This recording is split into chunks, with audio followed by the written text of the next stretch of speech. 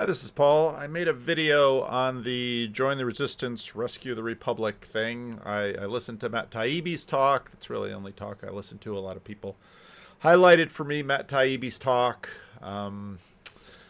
Some people sent me this video, which opens up, which seems to be, for at least a lot of people around, sort of the most interesting moment in the event, which was not really about a speech anyone gave in terms of making up something new, but rather this moment of the Lord's Prayer at the event, which is super interesting. Now, again, if you haven't watched the Cognitive Science of Ritual with John Vervaeke and Jonathan Pageau, that's super helpful.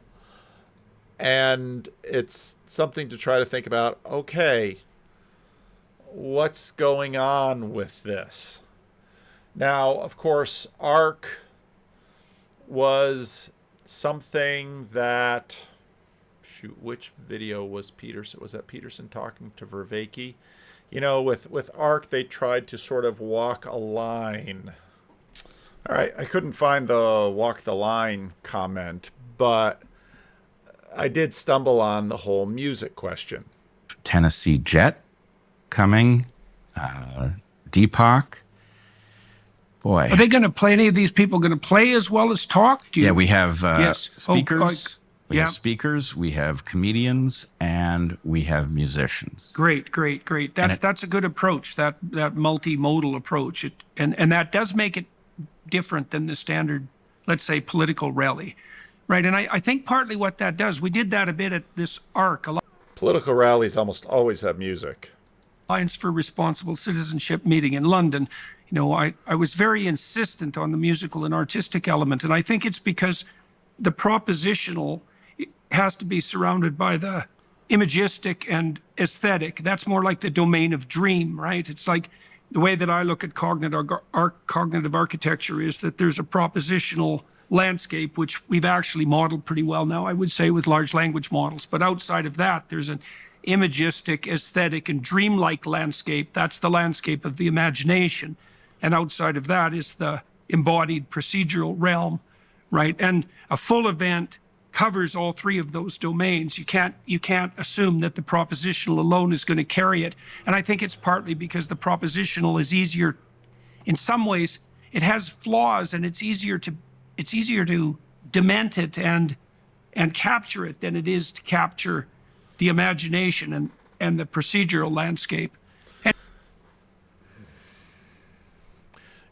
We did some talking in today's question and answer. I record this on Friday. I release this on Monday. Did some talking in today's question and answer about, I was talking about the propositional tyranny in confessional churches and the dance of that. Again, back to the most, I think, talked about moment, at least in my circles, the moment that I saw most talked about was not musical. It was liturgical, and it was ritual. Voluntary unity, not imposed top-down unity, Lord. Lord, I ask that we be brought together in these principles under your name. I pray for America, and if I have your permission, ladies and gentlemen, we'll end with the Lord's Prayer. Just do the version that you know. Our Father, who art in heaven, hallowed be thy name. Thy kingdom come, thy will be done, on earth as it is in heaven. Give us this day our daily bread, and forgive us our trespasses, as we forgive those who trespass against us. And lead us not into temptation, but deliver us from evil. For thine is the kingdom, the power, and the glory, forever and ever. Amen. Hallelujah! Thanks God for Peterson. Russell Brand. And this guy, I'd never heard of him before. He talks about it. And he basically... He was an early follower of Jordan Peterson, got a little disillusioned when Peterson got a little too political. He was disillusioned because Peterson got vaccinated. That's why he was disillusioned. because Peterson got vaccinated, and he doesn't necessarily like he's very much America's first, doesn't like American isolationist, doesn't like America getting involved in foreign issues, foreign aid, this kind of thing. But he also was critical of those who are cynical about Russell Brand and Jordan Peterson praying the Lord Prayer. I don't know. I don't think it was cynical at all, given the trajectory of them, and I don't think their trajectory is cynical. I really don't think in our current present cultural moment one gains a lot by making the religious move. Both of these guys were plenty wealthy, completely apart from religious commitment or religious association. And in all likelihood, religious association for both of them will probably lose them more money and audience than it gains them. But again, my interest is much more in the moment of the ritual of the prayer and what that means. Let me capture that a second. That'll be good for the thumbnail. It's helpful to remember that ritual is ubiquitous for human beings. There are always rituals, and I talked about that a little bit with the video on the Notebook LM making a podcast of my podcast. But one of the chief ways in which sort of there's been ritual transposition has been from the religious to the civic. We did see, it seems in the 20th century, well, actually since the Enlightenment, was a desire to replace religious ritual with civic ritual. And yes. So you see that obviously reaching insane levels in the fascist and communist eras, where we basically worship the state and all the spaces are organized. But what's fascinating about that is that also seems to have eroded, and there's suspicion, right, about celebrating our nation. We see in Canada, we see it almost, I mean, especially with the liberal government, particular liberal government, there's almost like a disdain of our nation and disdain of the ritual spaces and the flag and all these things. And so it's interesting to notice how this like kind of tumble of ritual and now ritual is some people might appreciate ritual, but they tend to see it as personal thing, right? So if you say something like I do meditation, then that's acceptable. But if you say something like, like we celebrated, Canada Day and sang the anthem and everything, then it's suspicious. And so what do you think, why do you think ritual has been brought to this individual level? Well, I think that's part, and another part of the Enlightenment dimensionality that was the space that was given to us, which is the hermeneutics of suspicion. I mean, and don't forget, you get that radical, totalitarian, vicious ritual in the French Revolution, the Reign of Terror, right? So it's also there at the beginning. So it's there at the beginning, it's there throughout it, and it comes in culmination. And so, but what, because of Freud, because of Marx, because of Nietzsche, you've heard me make this argument before, we've adopted our hermeneutics of suspicion. Now, this goes to a point in the course, but this work I've been doing on the primacy of beauty. I did a course for the Peterson Academy on that, based on D.C. Schindler's work. The hermeneutics of suspicion is based on a reality illusion judgment. Yeah. You say, I'm suspicious that this isn't the reality. There's a hidden motive. There's a secret agenda, right? Now, what's interesting is that is exactly what these guys talked about music. Maybe I'll drop in a little clip about music there. Maybe I won't. I don't know. I'm not sure yet. But that is what, oh, shoot, where is he? Did I close that video? That is what this guy on Liberty Lockdown, that's exactly what he addressed in that. He noted that there's a pervasive hermeneutic of suspicion.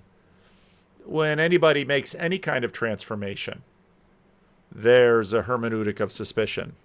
And, well, I think John says it well. Right? And that's, and of course that's sometimes the case. If it wasn't sometimes the case, we would just think the whole proposal was ridiculous. Yeah. But from Plato through to Merleau-Ponty, people have pointed out, but wait, right? That can't be the foregrounded or prioritized thing, because any judgment of illusion depends on a deeper judgment of realness. Of course. And that judgment of realness cannot itself be subject to the hermeneutics of suspicion, or you fall away and you can't make any judgments at all. Right. It's basically recognizing the frame problem, that you always need a frame through which to evaluate any other thing.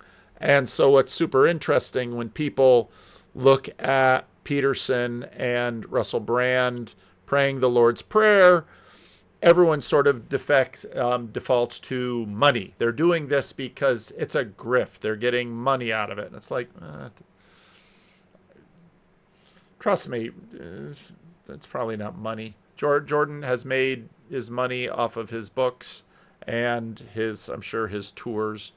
That's where he's made the most money. Russell Brand, as I don't know what this guy's name is, the Liberty Lockdown guy, he said, Russell Brand as a political commentator is really ascending. And so it doesn't seem, the hermeneutics of suspicion should be suspected. So where that shows up is people that do this, right? And I do think, by the way, where we say appearances disclose rather than deceive about reality, that's beauty in the philosophical sense, not what we currently mean by beauty. Yeah. Beauty just means sensual gratification. But the philosophical sense of beauty is that. So I call it the hermeneutics of beauty. And I think part of what ritual is an enactment of the hermeneutics of beauty, by the way. Yeah. But what happens is because they don't fall into the abyss, we get the removal, liberal government, we get the removal of the rituals, but we get replacement by other rituals. And we get, right, so we have all the rituals around identity politics. And they are rituals. We tear down statues, we wave flags, we make demonstrations. These are all symbolic acts that everybody knows aren't directly changing anything. What are they designed to do? They're designed to reorient us. They're designed to point our attention. They're designed to try and give us a different origin, a stand. Where do we stand? What do we stand? Listen to the language. Where do we stand? What do we stand for? Right? And what stands out for us? Yeah. And so, contrary to, I'm not disagreeing with you. I think these people think they're getting rid of all those superstitious rituals, but all they do is a surreptitious, right, replacement with a whole other set of rituals. Yeah. Deeply, I would argue, religious rituals. Well, yeah, the flag is the most surprising of all. Think of it, like that. It's that and they keep changing the symbol, well, right? Of course, because it's a symbol of it's trying to ritualize fluidity. Yes. Which is like it's a weird, it's like a tantric move or something. It's like trying to ritualize fluidity, and so because of it, it always has to change. But every time it changes, it also has to capture, right? So because your identity, let's say I don't know the national anthem or your flag, it captures you, like it.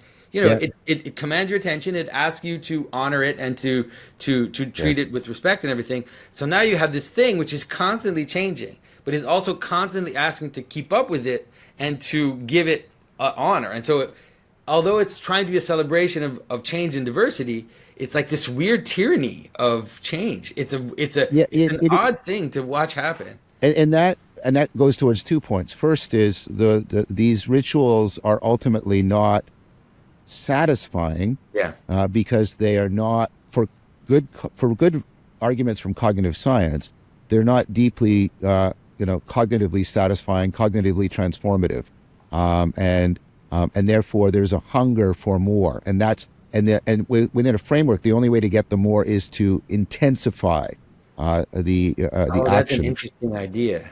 Yeah, so there's a constant intensification through the multiplication of the colors and the and also the acceleration of the change and also the increasing, right? So you can see it like we used to have Pride Day, then week, then month, then we were announced it was season, right? Justin Trudeau said season, and you can see it's like this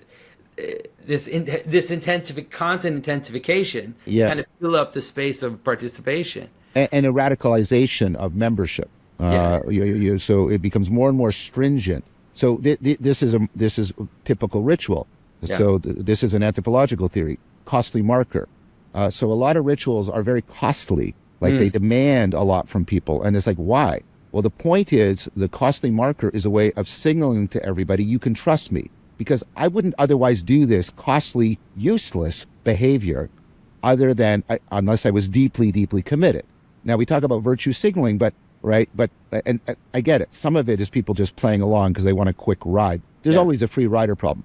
But the radicalization by the true believers, if I can call them that, is part again of a function of ritual, which is costly signaling, which is you can really trust me. And the thing is, the costly signaling it needs to be bound to deeper real transformations and educations, or else you're really sort of draining people. And so this form that's one argument. This form of ritualization it has a real possibility of burning out, like burnout. The other is it's propositional tyranny. It's all at the propositional level. There's procedural, but they don't recognize the procedural and the perspectival and the participatory. So it's still all caught up in the level of beliefs and ideology, and that's ultimately not reaching the meaning machinery. Now, again, when you look at the attempt to when you look at the attempt to parse this out, what does it mean? What does it mean that is this for them a costly ritual? What's interesting to me is that it is a deep ritual. They are looking to go somewhere deeper, and of course that has been Jordan's mission for a while. Russell Brand, I think, is much more intuitive, and I'm not surprised that Russell Brand has gone deeper and wound up in Christianity for that reason, because he, again, is looking for something solid. It seems that he struggles to regulate himself, given his backstory. And again, I should put in a big effort to find this. One of the early podcasts I found when I was first playing around with podcasting was Mark Maron.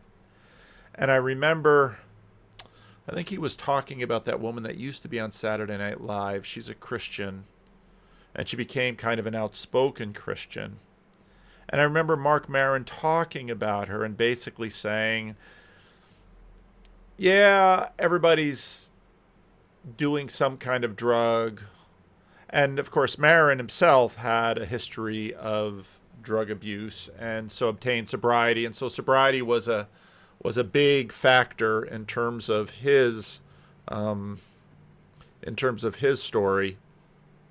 And basically what he said in that podcast was, the really bad addicts, they go all the way to conservative Christianity, because that's the only thing that can keep them sober.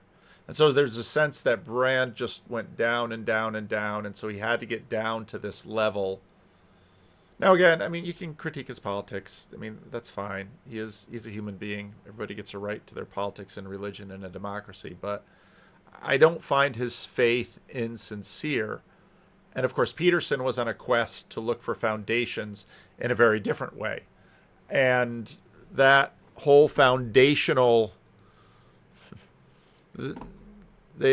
Jonathan really hit the teaser right in here, because obviously for a lot of rationalism, people want to find their foundation in materiality. A proper part of being rational is the imperative to be more rational. Mm-hmm. So rationality is an inherently aspirational entity, which means at the heart of rationality is aspiration and transformative experience, which requires ritual, because ritual is imaginal, serious play. It's just funny because just with that, you completely undermine the entire project of rationalism. That's true. I'd never thought about it, that because you want to be reasonable, yes, reason becomes aspirational, and therefore you have to kind of imagine and project yourself into that space before you enter into it, because why would you desire it if you couldn't imagine yourself in a future state where you have to move towards that future state through imagination? And so that makes so much sense with respect to this move, not in terms of rationality, but they're entering into an imaginal space, and they are they are trying to get in touch with. Now, they're praying the Lord's Prayer, so it's not ostensibly a prayer for the American Republic. And of course, Jordan Peterson is Canadian, so, but they're trying to go to a deeper level. Now, Mary Harrington wrote a piece dated the 2nd. Mary Harrington, October 2nd. Is he the Messiah or just a very naughty boy? Since Russell Brand found Jesus, he hasn't stopped talking about it. Well, that's because whenever Russell Brand finds something that excites him, he doesn't stop talking about it. That's just his personality. Whether it's on TikTok or Tucker Carlson show, while baptizing other men in a lake while clad only in tidy whities. When over the weekend, he and Jordan Peterson led a crowd of 25,000 people outside the Washington Monument and the Lord's Prayer as part of the Rescue the Republic gathering. Perhaps it's all showbiz. Or perhaps all these putative messiahs are signs of the end times. One question on the question and answer today really about the relationship between Day of Judgment and Day of Reward. It's the Day of the Lord, and that's always wrapped tightly together in the Bible, that Judgment Day is also Reward Day. They come together.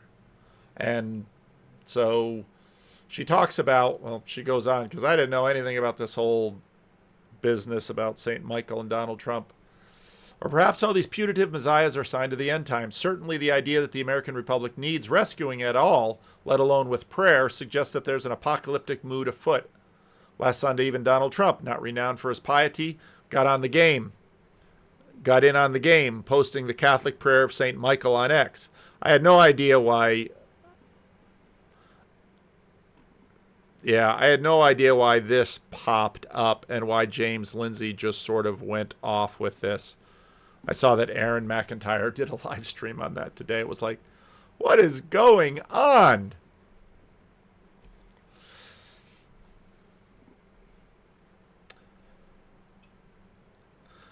Let's see.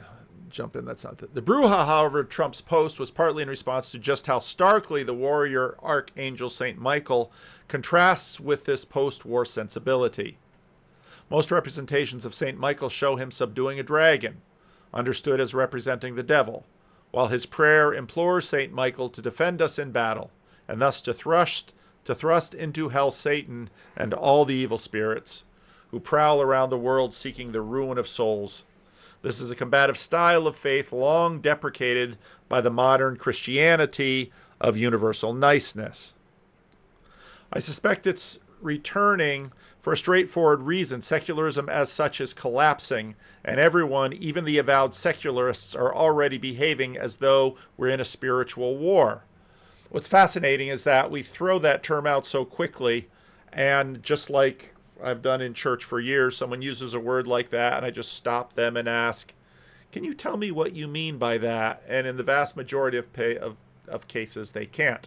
And it doesn't mean they're completely wrong. It's just we're performing rituals that the times seem to call for, and we have very little understanding as to why exactly what we're doing. One of the noble, going off on, James Lindsay. And in fact, even so staunch a defender of the age of reason is now mounting that defense in terms I can only describe as barmy. I don't know that word. Barmy, British English, extremely foolish, irrational, eccentric, or very excited or angry, having mental illness. Late 15th century in the sense of froth. Wow, there's quite a word. It's used twice in this. I can only describe as barmy, suggests forcefully that his cause may already be lost. And this is thanks to our high-tech age. In part, I argued last week, it is because this teaches us to visualize complexity, but not how to control it, encouraging a deification of natural forces such as climate. But it's not just weather gods, it's also those demons that might or might not be real, and which we meet in our own information machines. Everything's going the corner way, it seems. Chad made the point that we kind of got there a little ahead of these curves. Now Mary Harrington is talking demons. It's like, yeah, we talked this 2 years ago. Ideas, images, even policies travel like lightning online, seeming to have a life of their own. Groups of people define themselves through love or hate or any theme, idea, or individual you can think of. And sometimes an idea can appear so overwhelmingly powerful it seems to occupy everything and everyone at once. Boy, isn't that true. As though some ideas have us. Again, back to Jordan Peterson quoting Jung, rather than we them. Think of the weird way every alternative to lockdowns came to seem unthinkable, even evil. Again, back to COVID. And as we've grown accustomed to watching means travel and mutate like this across millions of individual minds, it's become less eccentric to imagine them as more than a sum of their parts, as though they have a spirit and an agenda of their own. Some will say this is an illusion, or that we don't know, but it's a useful shorthand to talk about egregores, meaning entities composed of multiple consciousnesses. From there, though, it's only short step to saying ideas or moods are aware in some sense, with agency in their own plans, at which point we might as well just call them demons. Okay, but we don't even know what to do with Russell Brand and Jordan Peterson praying the Lord's Prayer, much less get into, I remember again when I had my conversation with James Lindsay, that was very early on, and he used the word demonic, and I thought, you are using that word? After you presented to me your bona fides with respect to your secularism and, no agents up above human beings? What on earth do you mean by that word? Do that and the world is suddenly very much weirder and very much more alive. This isn't just my overactive imagination, the slippage between metaphorical and literal demons. What do you mean by literal demons? I mean, again, this is something that we've been talking about for a very long time in our conversations. How are we to understand what we are referring to when we use these words? All the way back to Elon Musk warned us that with AI we are summoning the demon, while more recent reports of unsettling interactions with AI chatbots suggest some are already entertaining the possibility that we have summoned it. What exactly is it? And this isn't just superstitious reaction to techno-illiterates to new machines beyond our ken.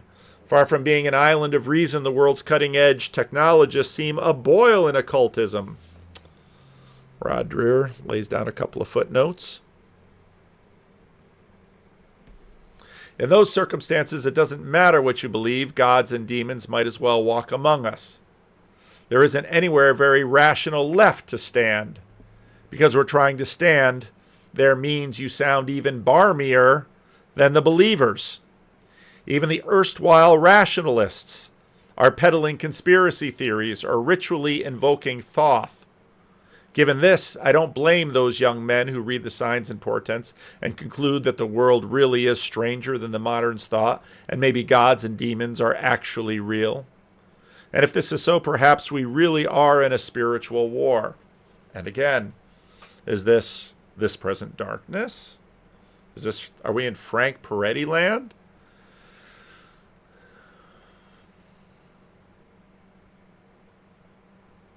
I only had one conversation with Mary, and I won't pretend to know her, but I don't think Jordan and Russell did that for shock value. I think they were sincere. But I think a lot of people talking about demons, if I were to sort of slow them down and say, now, tell me exactly what you are imagining. How does this work in your imagination? What are these demons? What do you know of them? Because, Lewis himself said, with respect to the devils, as he called them, you can either make too much or make too little. But the fact that we've got two of these guys praying the Lord's Prayer on a stage in Washington, D.C. Yes, what is going on? The only rational place left to stand is in a long-standing spiritual tradition, with a well-worked-out approach to demons and the uncanny.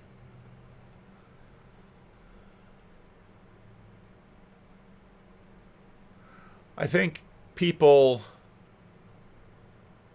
sort of want to go there first, but unless it's really well worked out, you sort of wind up in Kenneth Copeland land. I don't think you want to go there either. No wonder then that Gen Z are returning to religious practice, with over 90% of them raised on video games. They are primed for the dematerialized war as for remote piloting combat drones. All this needs to happen is for the field of conflict to expand beyond gaming to the whole world. Are they right? Certainly between signs, portents, natural disasters, wars, and the proliferation of would-be messiahs, these are strange times. Are they really? We've had a lot of that for a long time.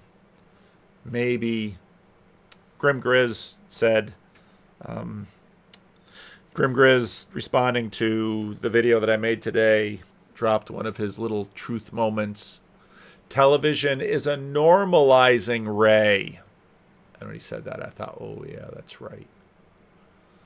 We sort of normalized the secular world with radio and television, and then we normalized a whole bunch of other things with cable television. And the internet doesn't seem to have that power because it's just so darn diverse. Whereas television was just beaming it into your head. 3 channels all playing the same thing, just with different pictures and names. If I saw an angel with the key to the bottomless pit buying milk in the Tesco tomorrow morning, I wouldn't bat an eye.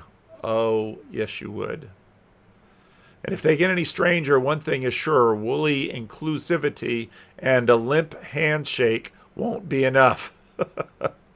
We all need the armor of God and also perhaps the intercession of Saint Michael.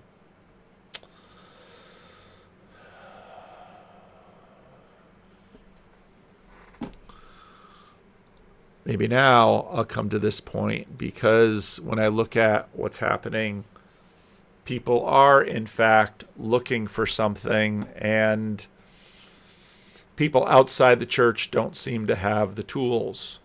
There's so much there with unifying, even from the military with cadence and my background with, corporate singing. It's hard. It's still hard to get a song. I led some songs at church today, and it was hard to get a song that, it's hard to get 3 songs that everybody knows. Yep. Well, and part of that's just because people don't sing as much. There's that, but there's also the atomization of music with the digitization of it. Yep. Nobody's listening to central radio stations even. Nobody's listening to. Everyone's got their own individualized station, and it's hard to create. That's a big change, and so. I mean, that's one thing that the megachurch capitalistic churn is kind of good at, but they've also got a disincentivize, because it's always like you got to make new songs. And so that's the part that gets, well, if you're not on the wave, so I mean, but because what you're talking about with singing together is how the hell do we connect on a song? And that is really important. I've heard even, Vanderclay, but I've also heard Peterson talk about, because I had Neil DeGrade on from Dirt Poor Robins, and he did some songs before he opened for Jordan Peterson, and on a few stops on his last tour, and it's he's got this part of him that's integrating music into the gathering, but it's like, it's not participatory, and I think that's the interesting thing. Be interesting to think about going forward with said estuary conferences, what that might mean. But Well, I think part of it is going to be Estuary conferences, people have gathered around certain things, but they've not gathered around music. We need more songwriters to step up. I'm fine with all the church music. I am. I mean, sing every week at church. But again, as he said, the Christian Reformed Church used to have a hymnal. And so there was a group of songs, a repertoire that everybody knew. There'd be some edges to it. The worship wars in the 80s and 90s sort of blew that open, and CCLI, the Christian music licensing thing, there's, I'm sure, tens of thousands of songs. And so churches are all over the map. And so it's interesting. I went to classis this week and knew neither of the songs that we sang for worship for classis. And I thought, Christian basically made that point.